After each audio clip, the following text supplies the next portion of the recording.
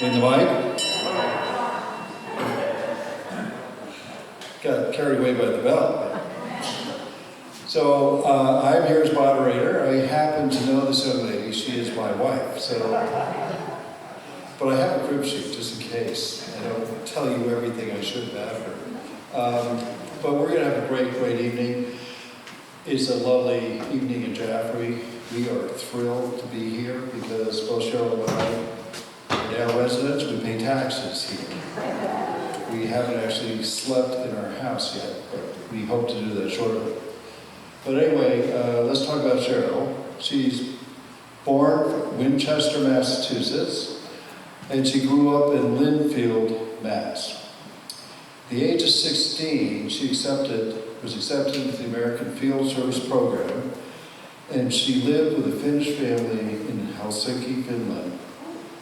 And she stayed with a noted Finnish architect and encouraged her to adore architecture, interior design, and gardens. And just as an aside, I'm an architect, so I am so thankful she went on my tour. Cheryl is the author of the Newport Shingle Style, Francis Lincoln, that was done in 2010. It's our hardcover book. It explores the history and influences, evolution of the shingle style through about 15 homes. She also writes about architecture, preservation, interior design, and she works for several national magazines, including Classic Homes, Cottage Style, Farmhouse Style, and since 1989, her articles have appeared in over 500 publications. We don't have a shelf big enough in our house for publications. Oh, we want to see more. Okay. And she collaborated with the Newport Restoration Foundation and over a 3-year period interviewed 14 associates of the late heiress Doris Duke and compiled a comprehensive oral history. So Cheryl now teaches undergraduate writing, communications, public relations classes. She has taught at the University of Rhode Island, Johnson and Wales University, Roger Williams University, and Sallie Regina University. She earned both a master's and a bachelor's from Sallie Regina University. Her focus of study is English journalism and communications. She is currently blogging, storytelling about the rejuvenation of an 1857 Italianate home that she shares with me.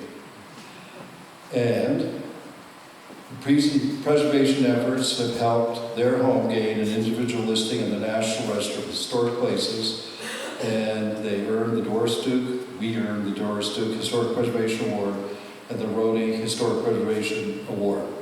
It's with great pleasure, and I think she's the world's best storyteller, to introduce Cheryl Hackett.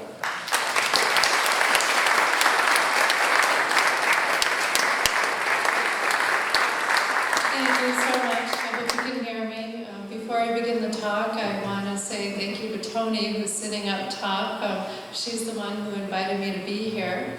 So we want to give her a...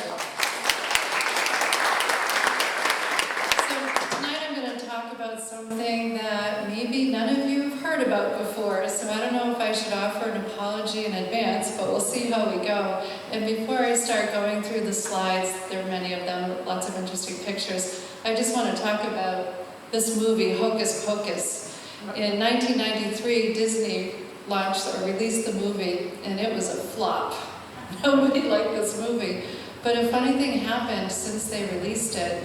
People started watching it on DVR, buying the discs and all that. It now has a cult following, and it's one of the most popular movies ever made.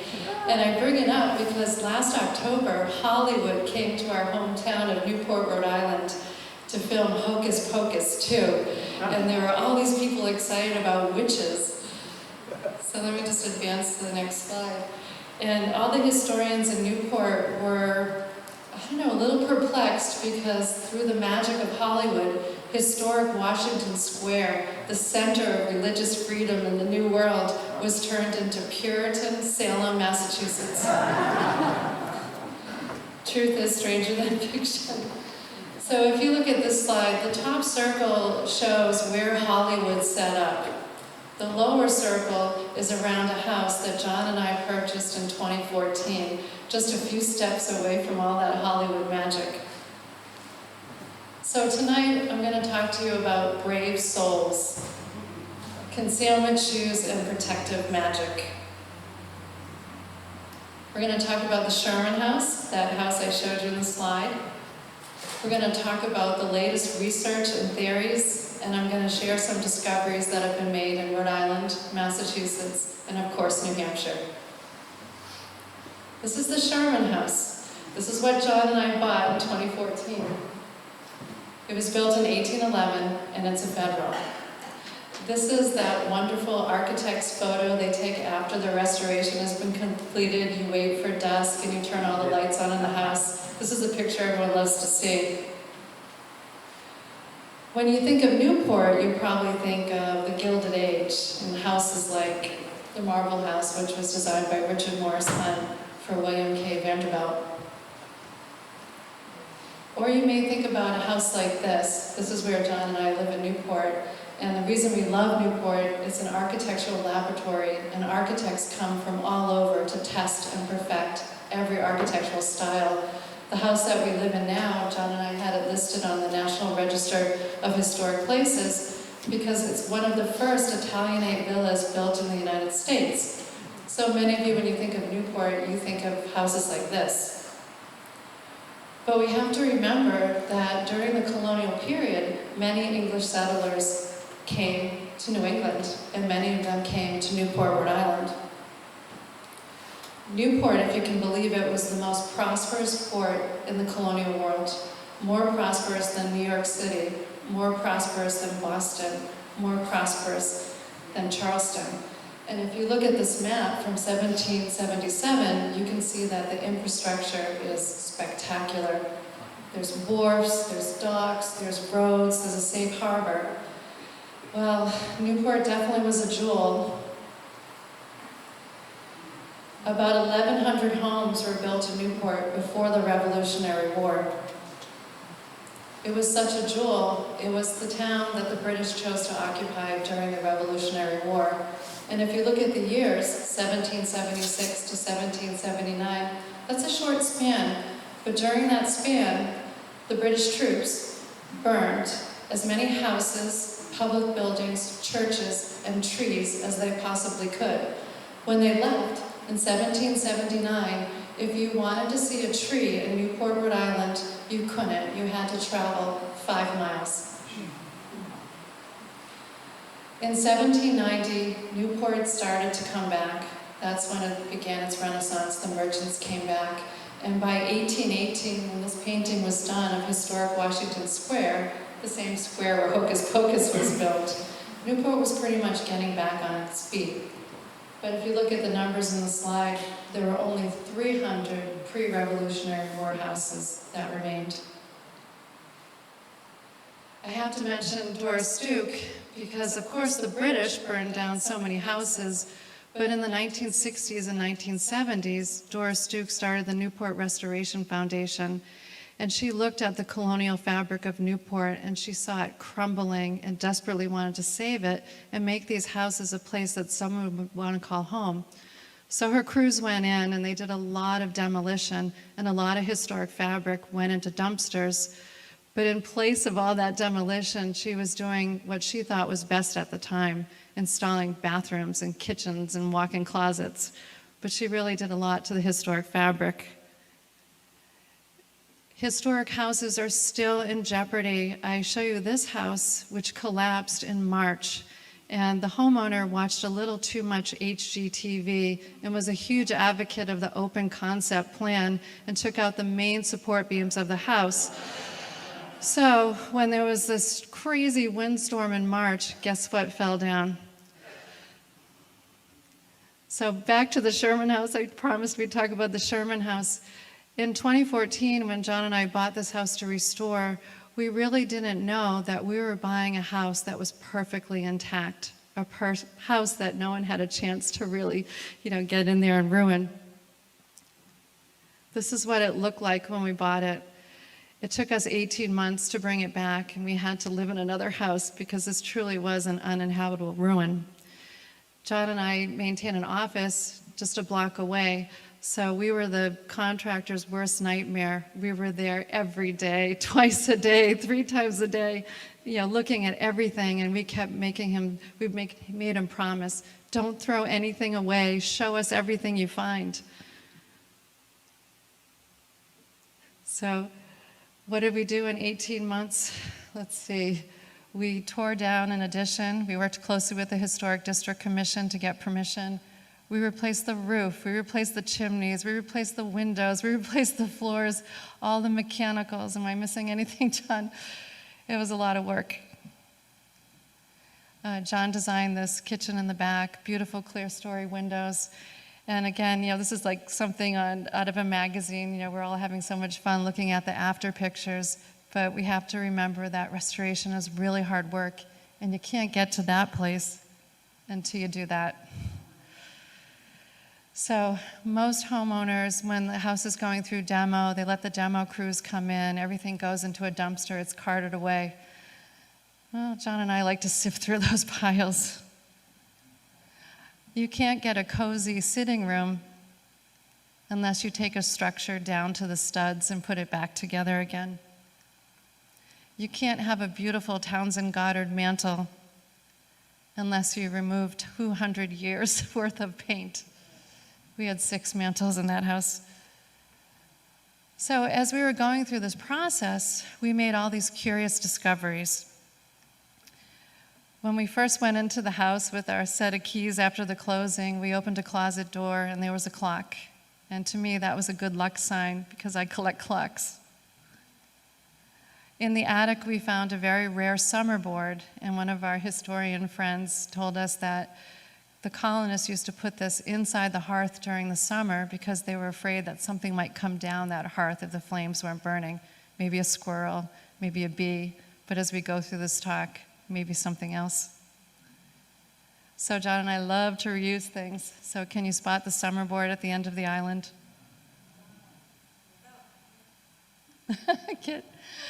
In the second floor bedroom, we found all these tobacco cards pinned to the wall, and we carefully took them down, photographed them, and sold them to the highest bidder. When we started to remove boards in the attic, we found corn cobs perfectly intact. They were used as insulation, put in the house in 1811. When we looked up at the rafters, we saw all these Roman numerals carved into the beams. We later found out those are builder's marks. So when lumber was delivered to a house for construction, just like IKEA, it came with instructions. All these Roman numerals so you could fit the pieces together.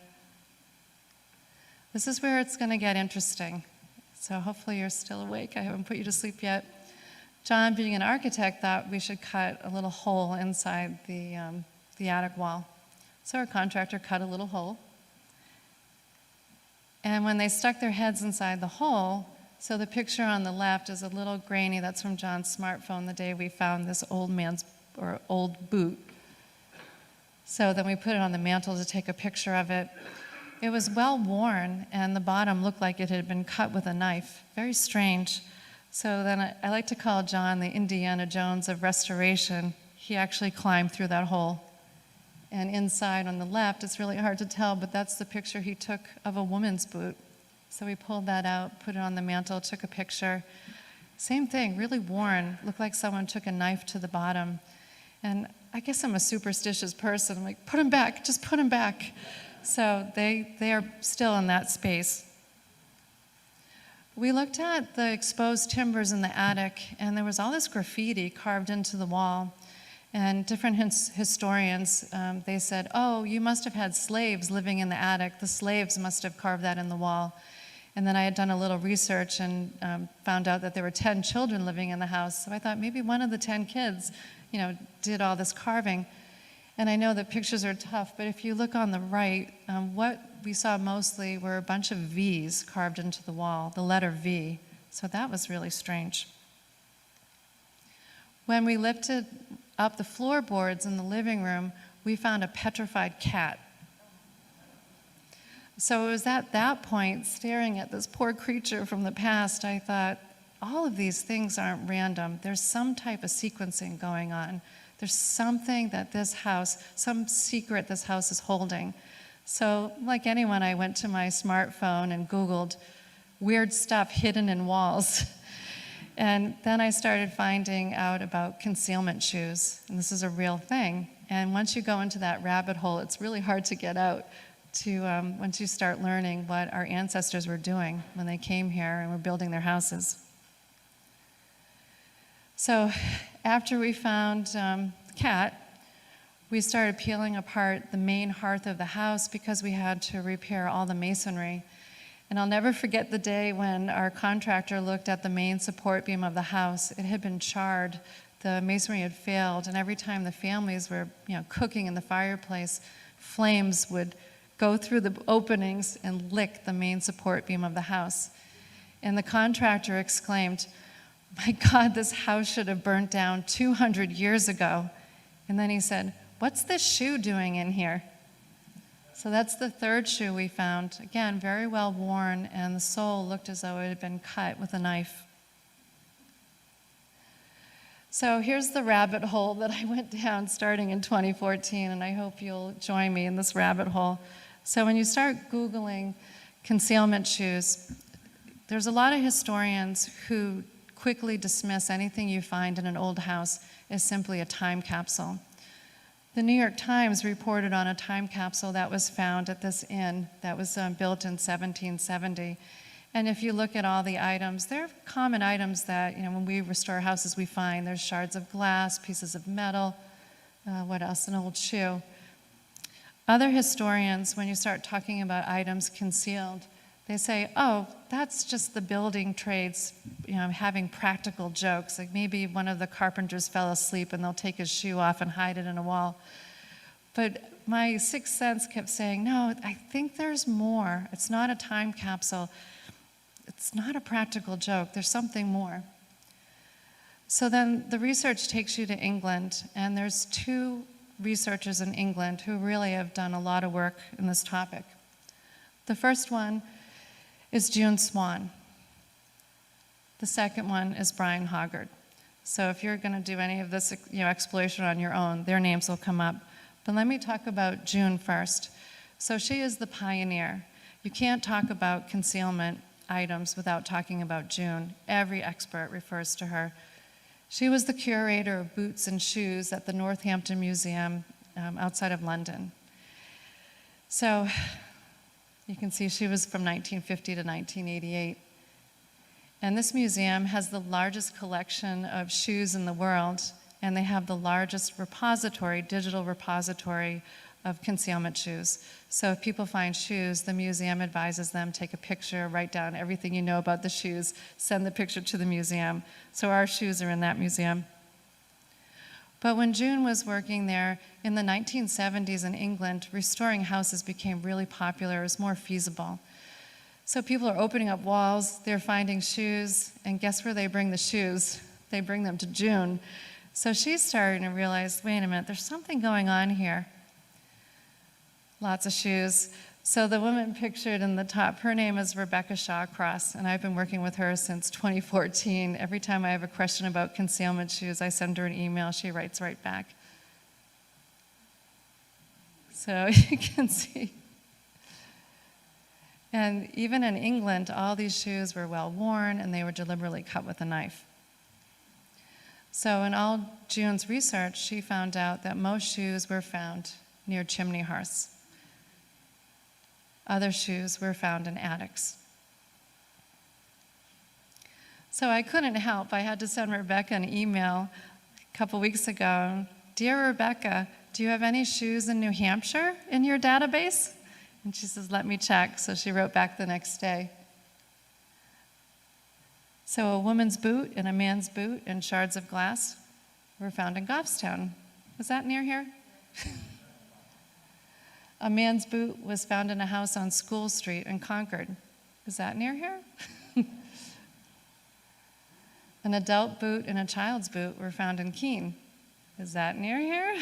See where I'm going with this? So then I talked to a friend who does architectural salvage in New Hampshire, and I asked him the same question. And he said, I find shoes all the time in New Hampshire. They are always in the fireplace. So I said, could you be a little more specific? And he says, well, I'm a little busy. How about I just tell you the Lakes region? So when June retired, her job wasn't done. People from all over the world kept contacting her about this subject. So in 2015, a group of scholars from Australia enlisted June to help. And the scholars, they were exploring houses left behind in Baker's Flat, which was a copper mine. And the inhabitants were Irish Catholics who had gone to Australia to work in the copper mines.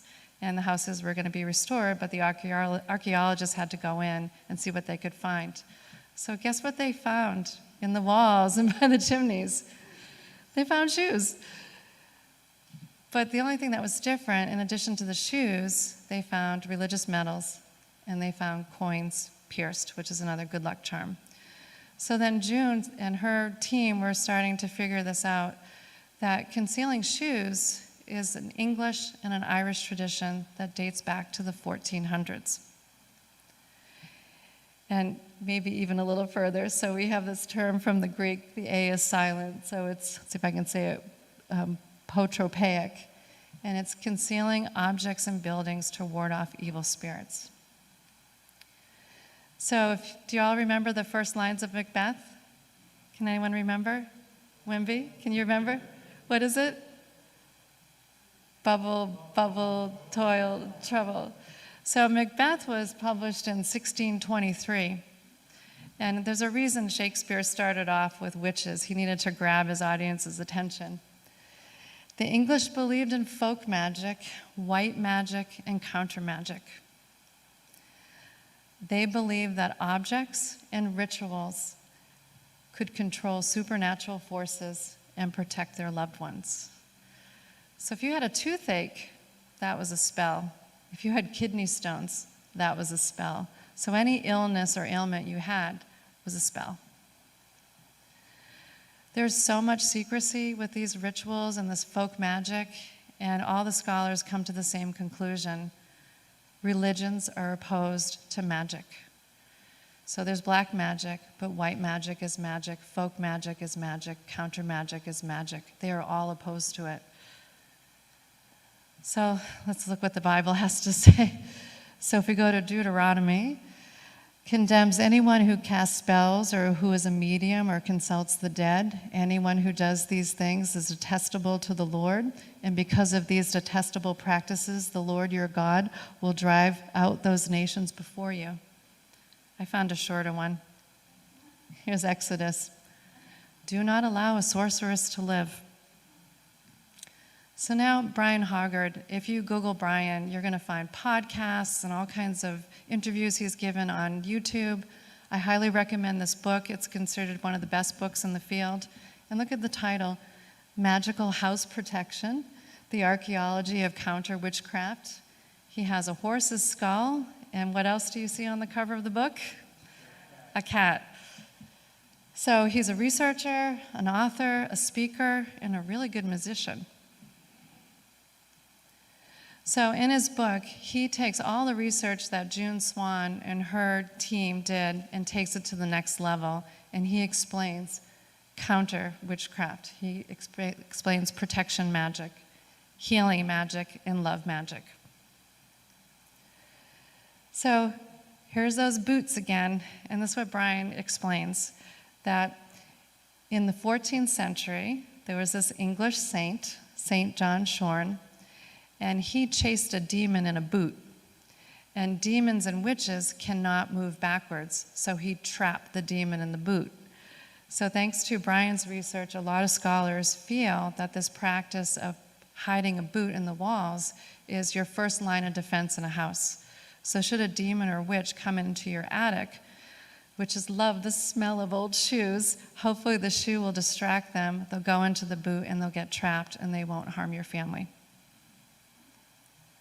Brian talks about protection marks, and they served as a second line of defense, and they would be carved into the attic wall. So should the witch or demon get past those boots and came into the attic, they would see the protection marks and hopefully leave the house. These are the most common protection marks that the English used. So they look like W's, but they're actually a pair of V's, and the V's represented the Virgin Mary. If you see the daisy wheels represent the 5 wounds of Christ, and when you carve a daisy wheel into your attic, you're asking for Christ's protection. Other symbols have religious meanings, and some symbols are designed to make the witches or the demons dizzy, so they'll leave your attic. Dried cats. Brian talks about dried cats in great detail, and he explains that these were foundation sacrifices. So during those times, they believed if you made a pact with the devil presented you with a cat.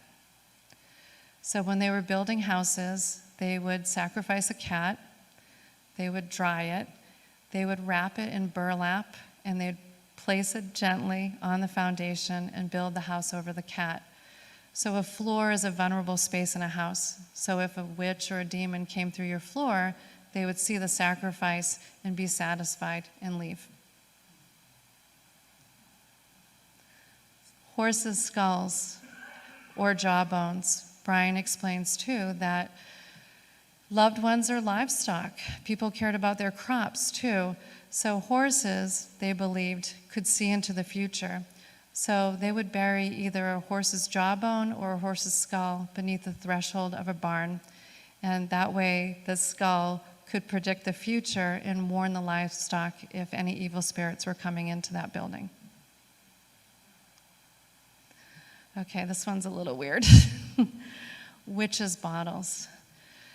So, as far back as the 1400s, people believed that when a witch cast a spell on you, the spell or the witch was part of you.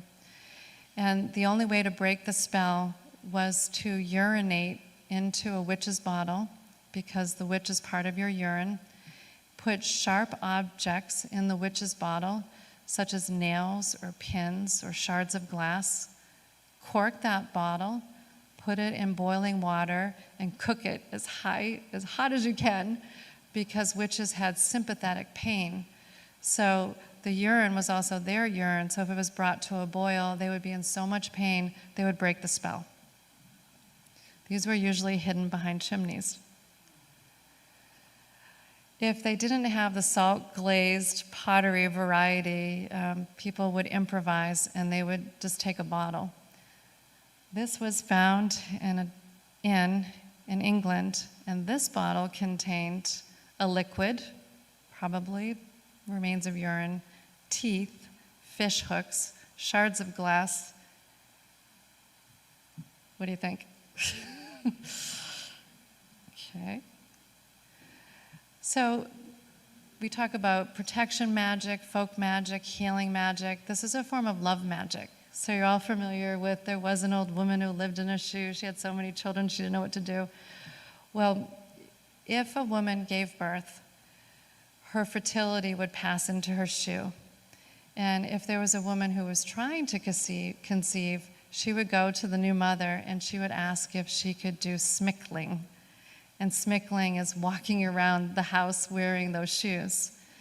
And if a woman really, really wanted to start a family, she would say to her friend, "May I take your shoe home and hide it in my bedroom, either beneath the floorboards or in a wall?" And that would be a sign of fertility. So many of the concealed shoes that are found in bedrooms, they don't have, they're not as worn, and they don't have the damage of the knives on the sole. There'll be more about this as we go on. You all know this, right? A horseshoe brings you good luck, but according to Brian, a witch will never pass into a home that has a horseshoe, because remember, horses can see into the future. Horses have this ability to predict. A horse will identify a witch. So there's the research in the UK. Well, we're restoring houses in the United States. We're finding stuff. So there's 2 leading researchers in the United States. The first one is Emerson Baker. He likes to go by Tad. And he's an author and historian and a head of the history department at Salem State University. And he's the leading expert on the Salem witch trials and witchcraft in the United States. And this is Chris Manning. She's wonderful. She lives in Ohio, and she's also an expert on Anglo-American folk magic. So let's go back to Tad. And Tad's written many books, but I think all of you should read this book. This is called The Devil of Great Island. Does anyone here know where Great Island is? Anyone? Newcastle, which is near Portsmouth. So he writes about the Devil of Great Island. So in 1682, 10 years before the Salem witch trials, a tavern owner living on Great Island, which is now Newcastle, he and his family were startled awake one night because their house was showered with rocks. The rocks were falling from the heavens. For 4 hours, their house was pelted with rocks. So the wife knew that this was a spell by a witch. And the husband said, well, this is probably a practical joke. Let's just wait and see what happens. So they waited, and the next week, their house was showered with bigger rocks and bricks and sticks, and the house was damaged, and people in the house were injured. And it was at that point the tavern owner said, you know what? This is a spell. So he made a formal accusation against his next door neighbor because they had been fighting for years, and he accused her of being a witch. So she turned around and accused the tavern owner and his wife of being witches. So this is 1682. You can do formal proceedings. So they're starting to do the formal proceedings, but then there's another showering of rocks, and the tavern owner can't take it anymore. He's going to practice counter magic. So what do you think he did? Which one? Can anyone guess? The shoes? Witch bottle. So he urinated in a witch bottle, threw in nails and shards of glass, brought it to a boil. It stopped. He dropped the charges, she dropped the charges.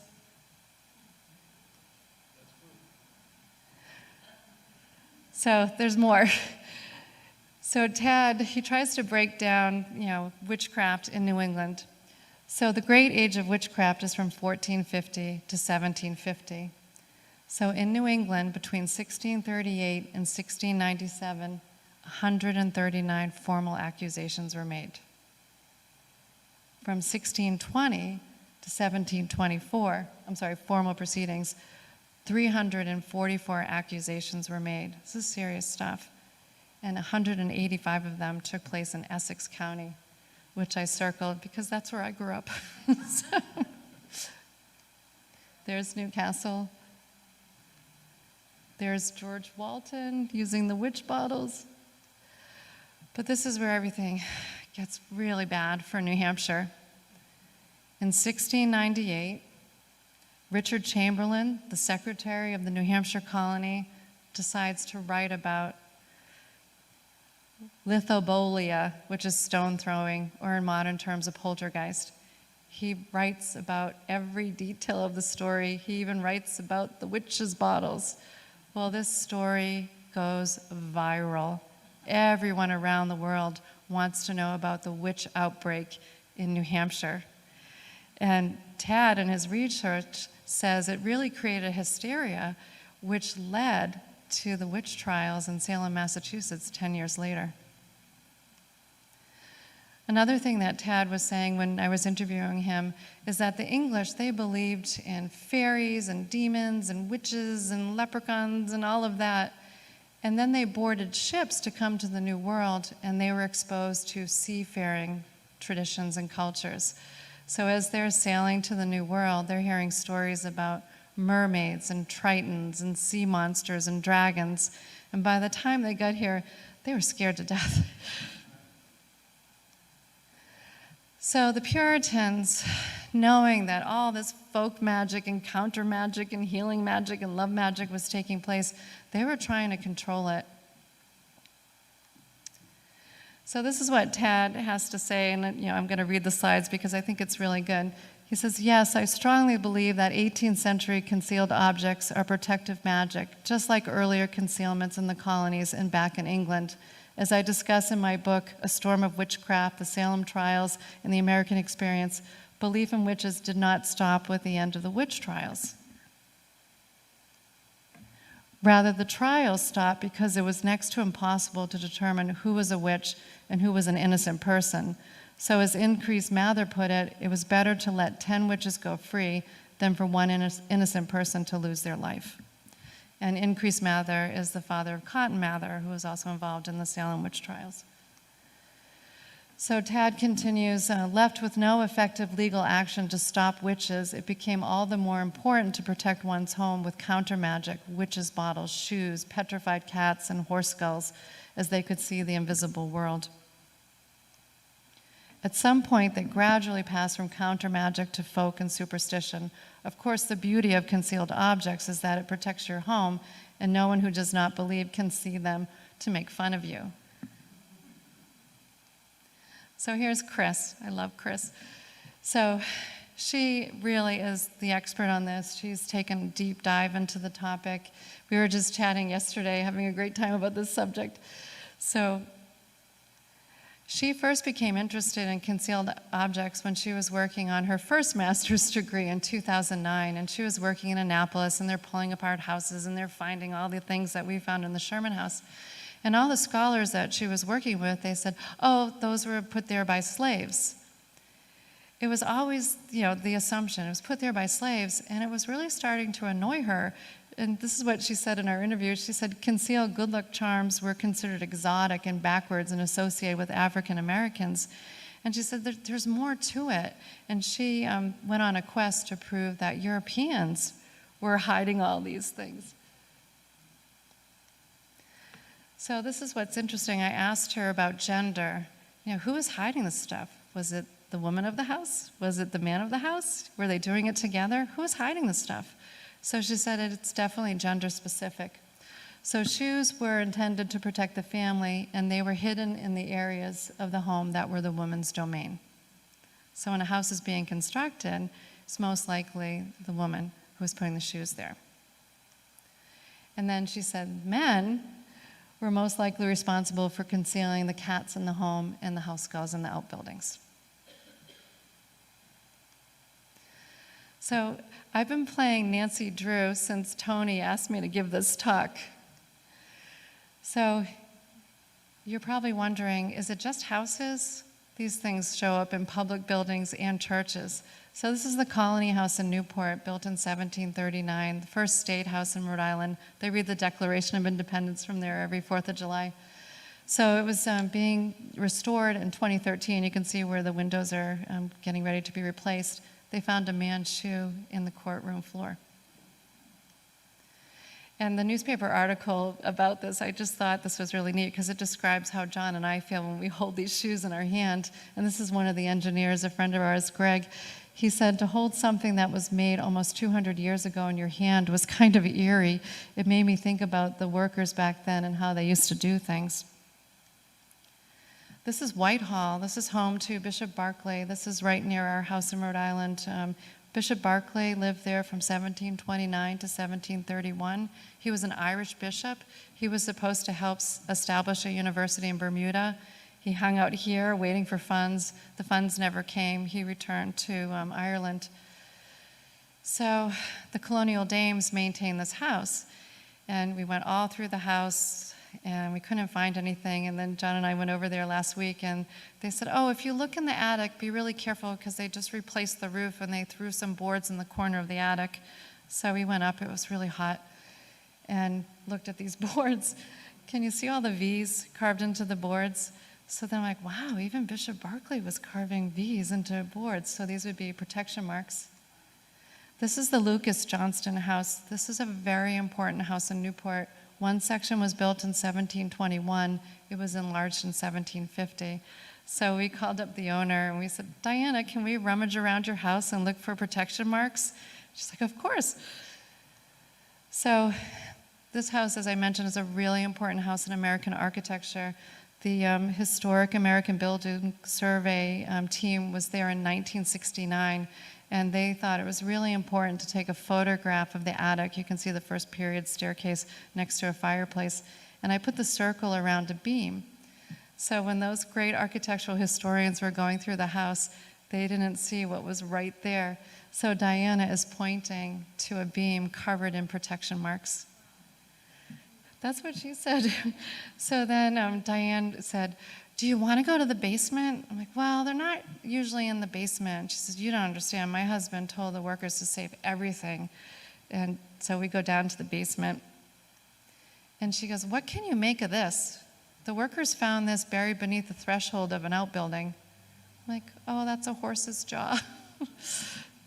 So used, as a concealment. And then this house we were in, this is the Vernon House, and if you've been to Newport, this was the headquarters of Rochambeau during the Revolutionary War, another very important house. It was just gifted to the Newport Restoration Foundation. They have brought in a team of scholars who are using the latest technology to figure out what is in this house or what's hidden. So John and I had the pleasure of going over there. And they said, okay, this is the main sleeping chamber of the house. We opened up a section above the fireplace. So when we looked inside, what do you think we found? So now I need your help because the Newport Restoration Foundation, they want to know the answer. So the picture to the left is the front of the shoe. It's a woman's shoe. And the time this was buried, shoes were one heck of a luxury item. They were very, very expensive. So this is a lovely woman's shoe.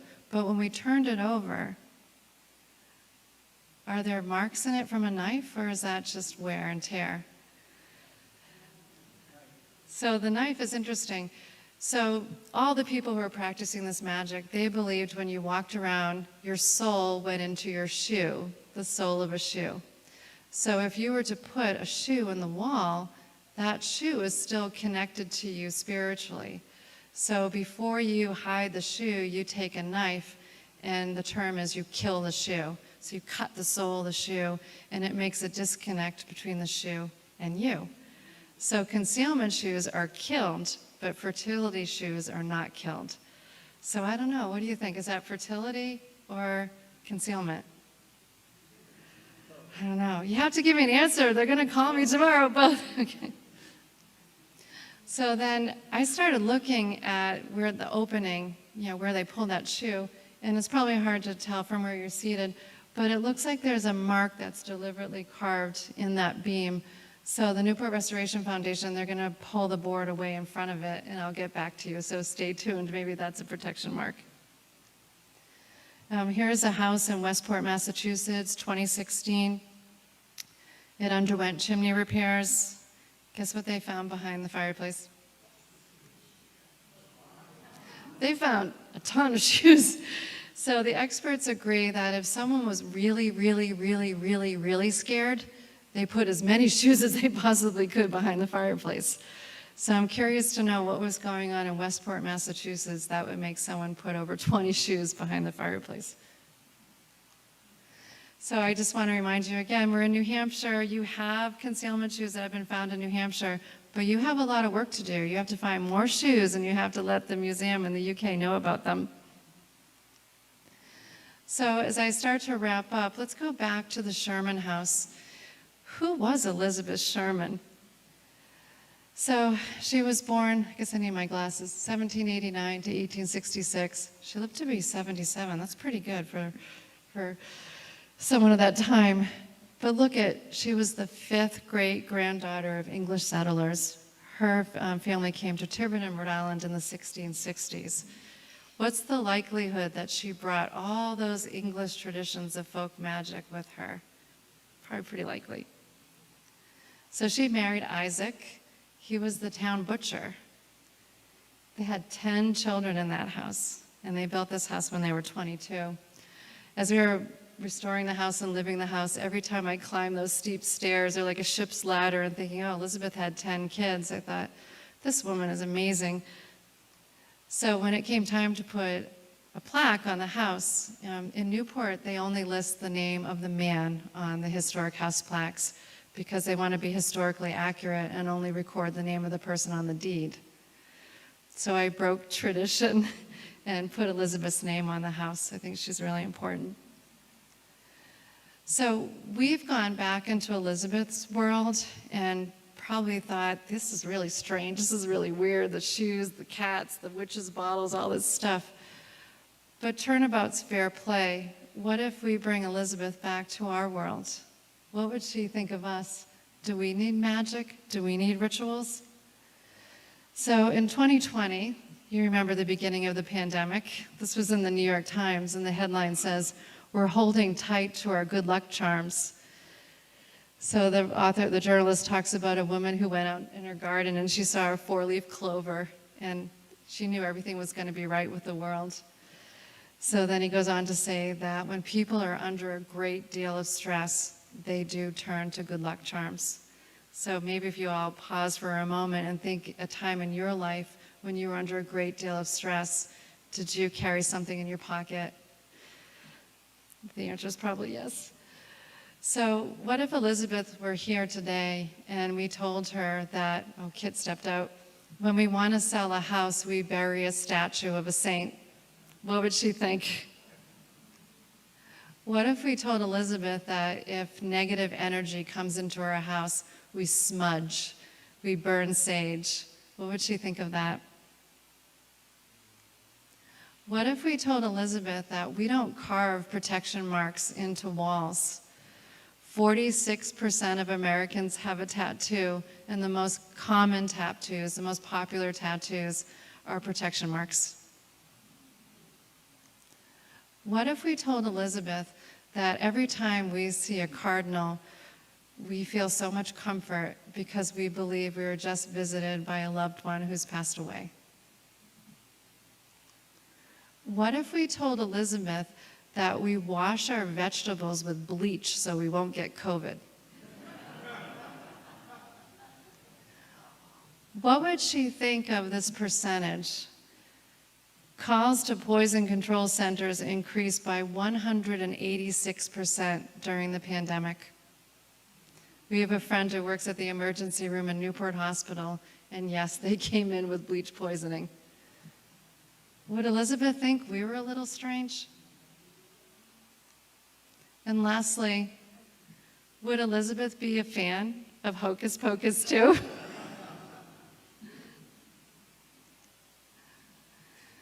So,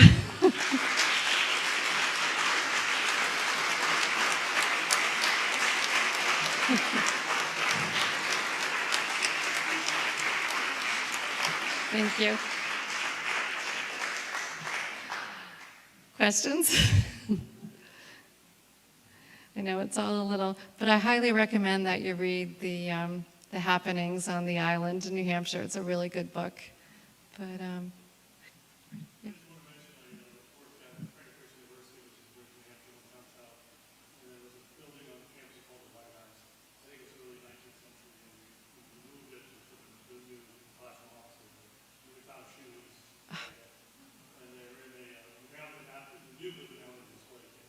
Oh, put them back where you found them. No. Oh, so what condition were they in? Pretty good. Do they look pretty worn? Yeah, I mean, but more intact than what you have up here. Well, Children's shoes. children too. So they would take shoes from the members of the family. And what you can do is photograph those shoes and send them to Rebecca Shawcross. And if you just Google, it will come up, or I can give you her email. And then those shoes can be in the repository, and we can add another star to the New Hampshire map. Okay. Any other questions?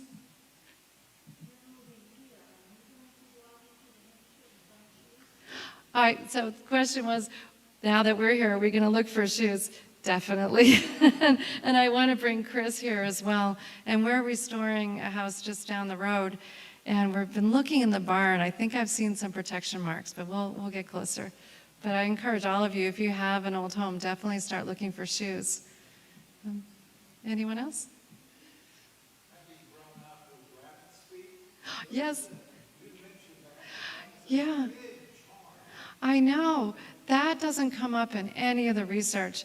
And I'm thinking it might be more a 20th century tradition, but John had brought that up and he said, when you look at the rabbit's feet, that's a little weird too.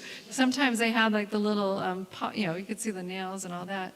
So that's something I'm going to have to look into. Right? John, you usually have a question. Do I have a question? Yeah, you usually have. I have something that I have to give you. Oh, good. So I think, don't know all the traditions here, but I understand that you have done a wonderful job. Thank you. A little biased here. And in this honor, you are getting some pure maple syrup from the Amos Fortune 4. Oh, that's so nice. Thank you very much.